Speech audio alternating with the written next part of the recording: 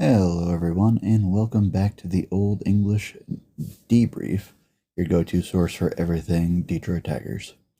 Got a lot of ground to cover today. We're talking about the clutch game already showing up in our top prospects, Tarik Skubal lighting up the radar gun in his debut, and some heavy hitters around the league making some very bold claims about the 2026 season. Just a quick housekeeping note for our YouTube family. As you might notice, we've officially transitioned to an audio-only format. We want to keep the focus 100% on the conversation, the stats, and the deep dives into this roster. But before we get into the box scores, I just want to say that it's great to have Tigers baseball back. Spring training is always fun. You know, you're never going to be spending time out here being like, oh, well, Skubal threw 2 scoreless innings, so I guess he's the Cy Young, or Max Clark got an RBI, so he must be making the roster. But it's just fun being back in Lakeland and hearing the sounds of baseball. That being said, we do have some Tigers news to start off with. This weekend, the spotlight was firmly on the future of this franchise, specifically on Max Clark. In Sunday's 4-4 tie against the Orioles, we saw a moment that perfectly captures why people are so high on this kid's makeup. With a game on the line at the bottom of the ninth, Clark stepped to the plate with 2 outs and the tying run on third. The twist, he was facing lefty Andrew Magno, who had just happens to be Clark's former teammate from Double-A Erie. Clark actually smiled when he got to the box. He's faced Magno in live BP for years, and he stayed incredibly disciplined, didn't bite on the first pitch slider in the dirt, and eventually aligned an opposite field single over the shortstop to tie the game up. As you know, the game ended in a tie, but it was a clutch moment for our young future center fielder. A.J. Hinch was quick to praise the poise, noting that even in February, you want to see your top prospects crave that big moment adrenaline. Wasn't a home run, but it was a professional clutch piece of hitting against a lefty who knew all of his weaknesses. While the kids are shining, the big dog is making some headlines of his own. Tarik Skubal confirmed today that his appearance in the World Baseball Classic for Team USA will be a short one. The back-to-back Cy Young winner plans to make just one start in pool play on March 7th against Great Britain before immediately returning to Tigers camp. It's a huge relief for fans worried about his workload, especially after he just signed that record $32 million arbitration deal. Skubal basically said that he wants to support the country, but his priority is being 100% ready for opening day in San Diego. He even joked that if the U.S. makes the finals, he'll lobby to go back, but only to watch from the dugout. That's exactly the kind of leadership and focus you want from your ace. And just thinking about Max Clark coming through in that clutch against his teammate, I don't think that this is going to be the pivotal moment where AJ Hinch says, yep, add him to the roster. But like Hinch said, you always want to see your top prospects putting their best foot forward.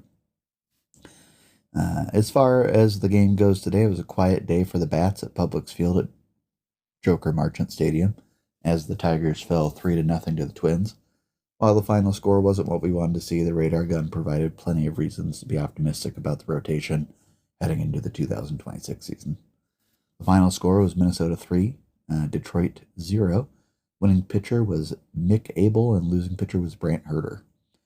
But to start off the game, we had Skubal lighting up the radar gun. The headline of the day was Tarik Skubal's dominant spring debut, and the ace showed no signs of rust, pumping a 98.9 mile per hour fastball, the fastest pitch recorded in the game. Skubal tossed 2 scoreless innings with 4 strikeouts, proving why he's the big dog and remains the undisputed leader of the staff, and why he deserved those back-to-back Cy Youngs. The bullpen saw some competitive battles for those final roster spots. Drew Anderson, 2 strong innings with 3 strikeouts. Brant Herter took the loss after yielding a solo shot in the 5th, and Ethan Sloan ended the day on a high note with a scoreless 9th.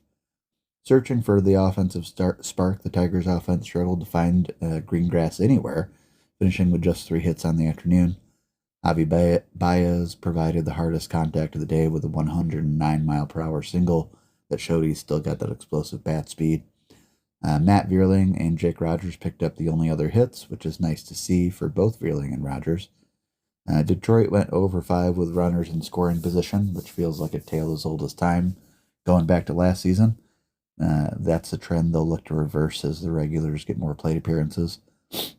Minnesota relied on the long ball to secure the win. Manuel Rodriguez launched a 420-foot moonshot, 106-mile-per-hour exit velocity to get the Twins on the board.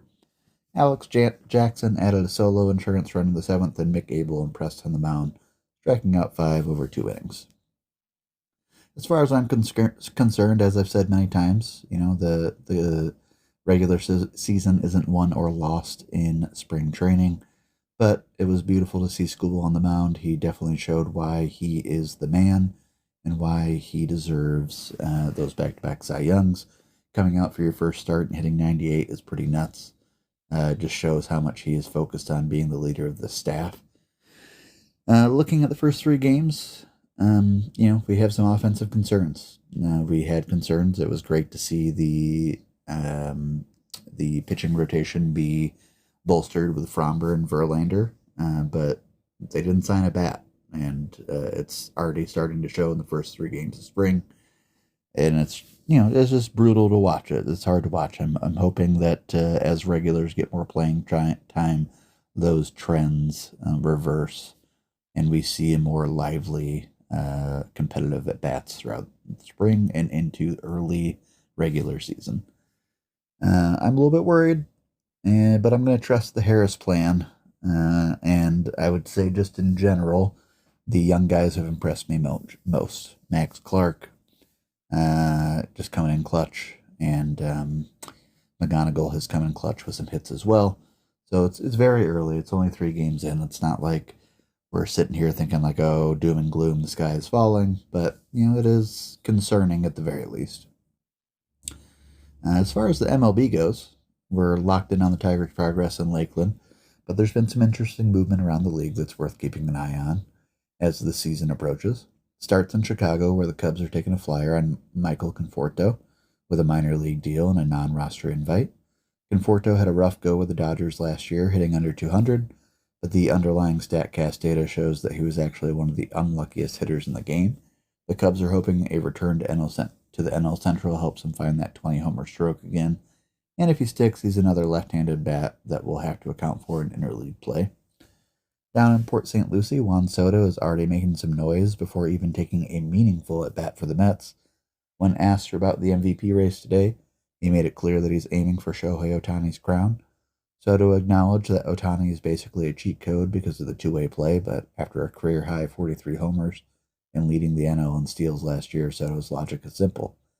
Got to find a way to beat him. It's kind of like you expect from a guy with a record-breaking contract, and it definitely adds some flavor to the Mets-Dodgers rivalry. And then we finally heard from Brandon Nimmo regarding his exit from New York. Nimmo, who was the longest tenured Met before being shipped to the Rangers in November, addressed those rumors of clubhouse tension, checked the idea that there was any captaincy drama between him and Francisco Lindor, calling Lindor an amazing teammate. Nimmo admitted the trade was a surprise, but he seems at peace with the Rangers now, taking on a mentor role for their young core while Marcus Semien settles over in Queens.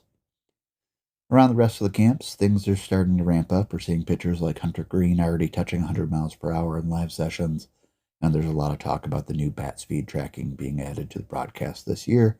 And it's early, but the league definitely feels like it's getting younger and faster by the day. As far as Juan Soto goes, he's got an interesting take. It's nice to see the stars of the game being competitive and not being complacent. But I don't know. I don't know if it's possible for a primary hitter to beat a healthy Ohtani for MVP when he is such a dominant pitcher and such a dominant hitter. We'll see how much he pitches this year. Soto's certainly capable of keeping pace with Ohtani. And I think that MVP will all come down to, does Ohtani pitch? How much does he pitch? How successful is he at pitching? And that's going to wrap it up for today's edition of the Old English Debrief. Before we go, I've got 2 big questions for you to weigh on in the comments. Seeing Tarik Skubal hit nearly 99 miles per hour in his first outing is electric, but with his contract situation and the trade rumors that always follow an ace, how are you feeling about his future in the Old English D? Are you confident that we're going to sign him long term? And then MLB question of the day is Juan Soto right? Can a primary hitter actually find a way to beat a healthy Shohei Ohtani for MVP this year? Or is the cheat code simply too much to overcome?